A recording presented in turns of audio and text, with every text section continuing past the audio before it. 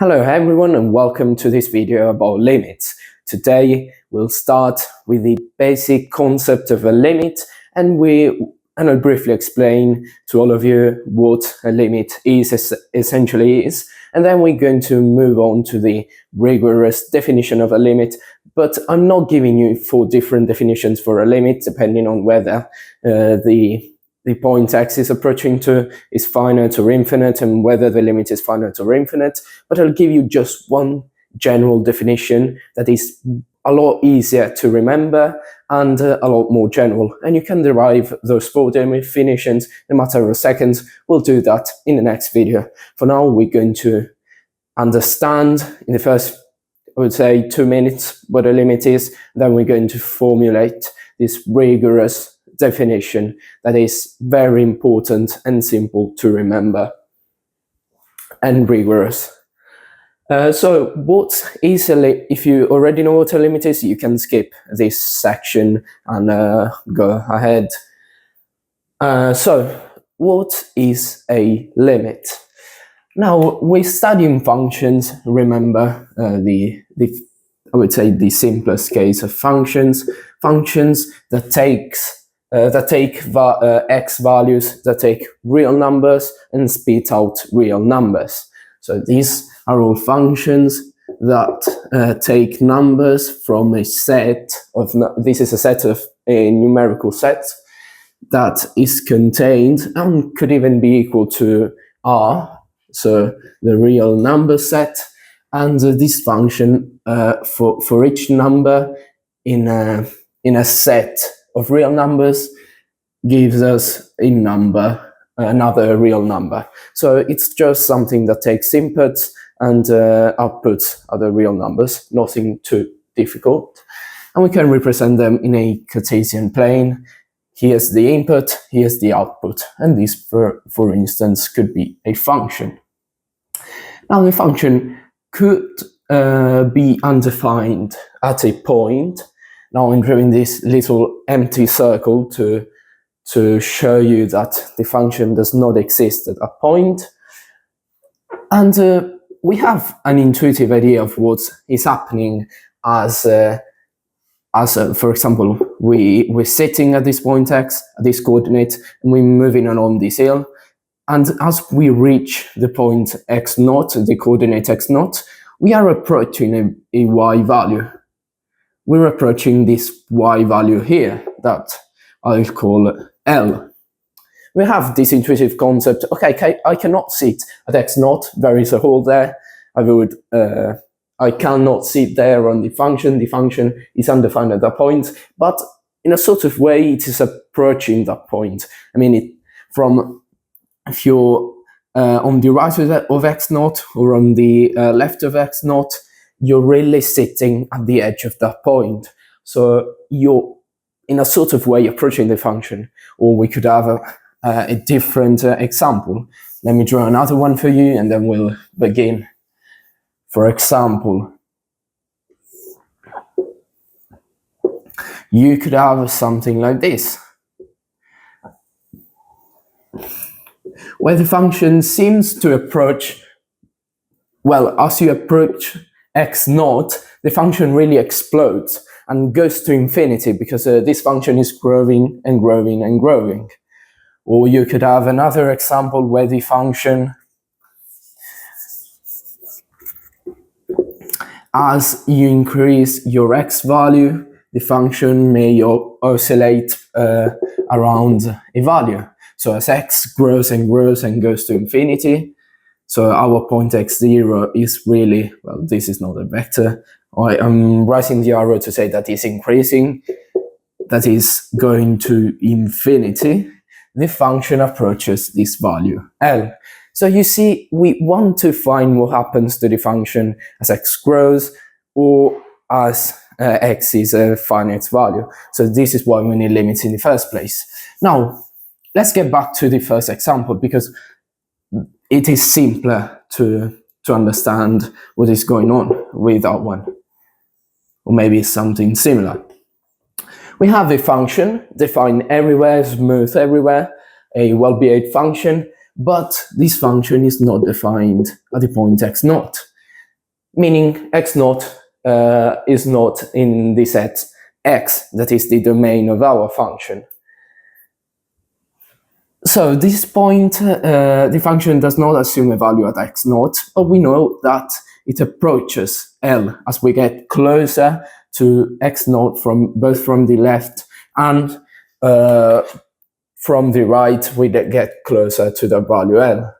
Now, since the function is not defined at x naught, and we really want to say intuitively that the limit as x approaches x naught, meaning x gets closer to x naught of the function, equals to L. This is the symbols we use to say that the function as x gets closer to x naught really approaches L. But this is not to say that f of x naught equals L, because f of x naught is not defined, does not exist. So we're not talking about the function at that point. We want to get rid of in the definition of a limit, of the concept of sitting at that point, because at that point the function does not exist. And as x goes to infinity, infinity is not a real number. So we don't want to see what happens at infinity. We want to see what happens as the function grows towards infinity. So, and the same here, we want to get rid of the concept, okay, what is happening at this point? We want to find what is happening nearby the point. And to talk about something nearby, we need a set around that point. So I'm drawing this set for you. We want to see what happens to the function nearby the point x naught. And to do this, we introduce a notation, I would say kind of sets called neighborhoods. Neighborhoods because they are nearby a point. So a neighborhood of x naught is a set defined in the following way. We put a bracket x naught minus, in this case, it is I'm calling it a spherical neighborhood in the sense that it is kind of spherical around x naught, symmetric around x naught. So this set goes from a number to another number. It's just an interval. So if we say an interval from a to b, it means it goes from a to b. In this case, it goes from x0, from this point here, this red point, x naught minus epsilon. Epsilon is this displacement here. So we're going from x0 minus epsilon, this point, to this point, that is x0 plus epsilon. So x0 minus epsilon to x0 plus epsilon. This is very simple. It means, okay, the set contains all the real numbers going from x0 minus epsilon to x0 plus epsilon. This is called the neighborhood of x0. And this is for the finite case. What if we were to talk about the infinite case? Well, what is a neighborhood of infinity? This is all definitions, but they will turn out to be useful later on. This is the x-axis. A neighborhood of plus infinity may be defined in the following way.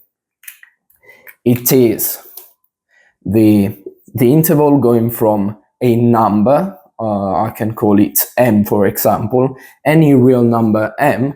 Okay, now some textbooks set this number greater than 0, because of course if you want to see what happens at plus infinity, you're way beyond 0. But in general, it could be any real number. It just doesn't care that much. To infinity. This is a real number. These are all real numbers because we're not taking infinity into account. And these are intervals. And we usually use a notation for them. We just, for example, the spherical interval, we can call it using a letter. I'm using u. And then we specify the radius of the interval. So how much is basically the value epsilon. So how much it goes to the right and to the left.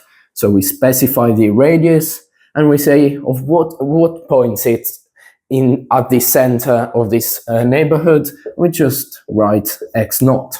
So whenever I use this notation, I mean this interval.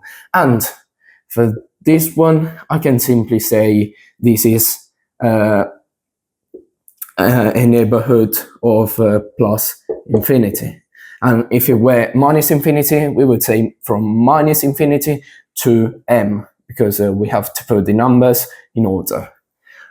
And if I drop the epsilon and say x0 could be any value, both infinity or a finite number, I mean this thing if it is a final number, and this thing if it is infinity or minus infinity.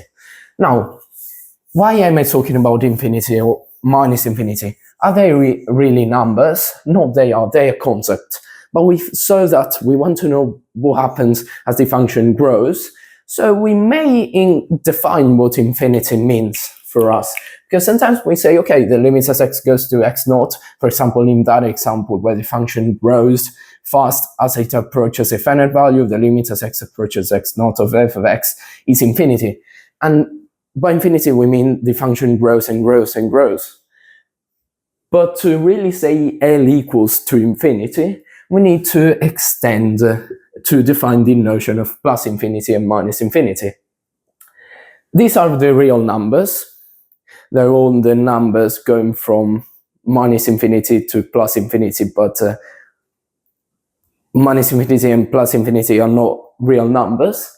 But we can define a new set called extended R, that is basically is defined by real numbers. And then we had something else. The symbol V union means we take this set and we add, we define this set to be this set plus the elements from another set. And these are plus infinity and minus infinity. Now, this set is not a numerical set. Infinity and minus infinity are not numbers. In fact, we cannot define minus infinity plus infinity. It is undefined because we will see it in the next episode probably. But there is any very important properties of this set. We define minus infinity to be that element, remember it is not a number, smaller than any other real number. For x here I mean any real number. And plus infinity to be the element greater than any real number. So we can sort of write down a hierarchy, I would say, of this set, even though these two are not real numbers. And keep this in mind because it will turn out to be useful later on. Now it's time to write down the definition of a limit, because we now know what a limit is, and we want that general definition. So we first said that we don't care about what's happening at the point x0. We care about what is happening nearby the point x0.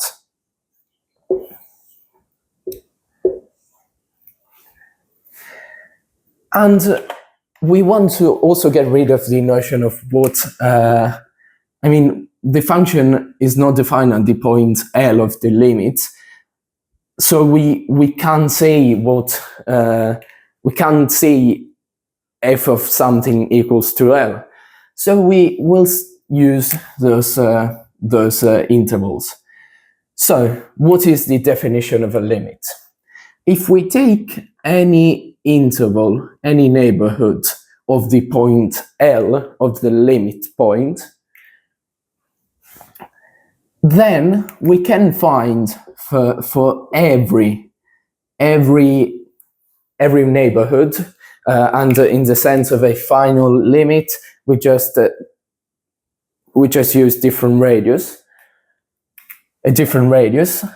For every set, for every neighborhood of the point L, we can find a neighborhood of the point x0 such that f each x belonging to the set, for instance, this value, if we go back to the function and find the value at this value f of x, this f of x is contained in that interval.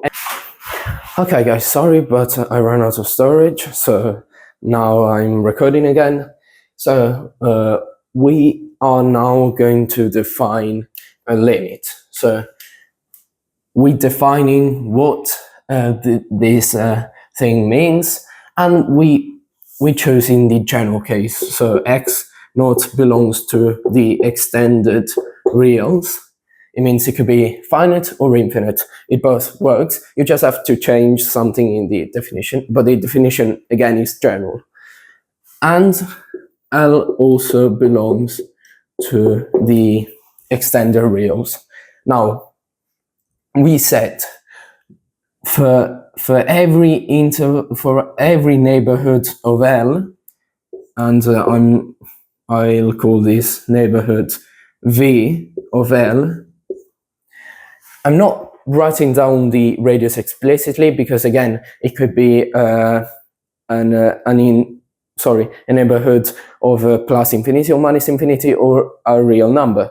It works. It's a general definition, so I won't bother writing the radius. Now, for every interval of V of L, it means no matter how you choose this interval, it could be very small, it could be huge.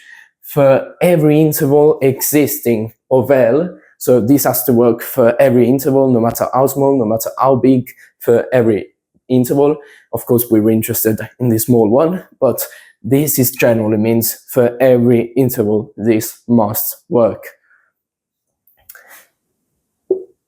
There exists another, this symbol means for all, meaning, of course, for every interval existing of that point, you can find there exists means for every interval you can find for each of those intervals another neighborhood. I'm calling it you this time, of x naught. So no matter for every interval existing, there exists, you can find for each of those another interval u of x naught, another neighborhood, this time of x naught, such that 2 points means such that x, an x value belonging to that neighborhood. So x naught belonging, this means x belongs to the neighborhood x naught. But we said we want to get rid of the notion of x naught. I mean, the notion of what is happening directly at x naught, because the function may not be defined. We're interested when the function is not defined at that point. We're interested in what's happening nearby the function, not at the point x naught, nearby the point x naught, not the point x naught. So we want to get rid of the notion of what is happening at x naught from the definition of a limit. So we're just removing x naught from the interval. We don't care about x naught. We care about all the x values in this interval apart from x naught. But then we have to add another thing if we want to be precise. X has to belong to this neighborhood, the spherical neighborhood, or even neighborhood again of plus or minus infinity, but it also has to sit in the domain of the function. This means take x, but remember it also has to be in the domain of the function x, because if it is not in the domain of the function x, you cannot find f of that x. Of course, this is trivial because f takes values from x, and it has big X, I mean uppercase X, because it takes values from the domain, and if X is not in the domain of the function, is a problem. We cannot find its f of x. So x sitting in this interval implies that f of x, f of the same x, belongs to V of L. Now, it seems intimidating at first, but let's break down this definition again.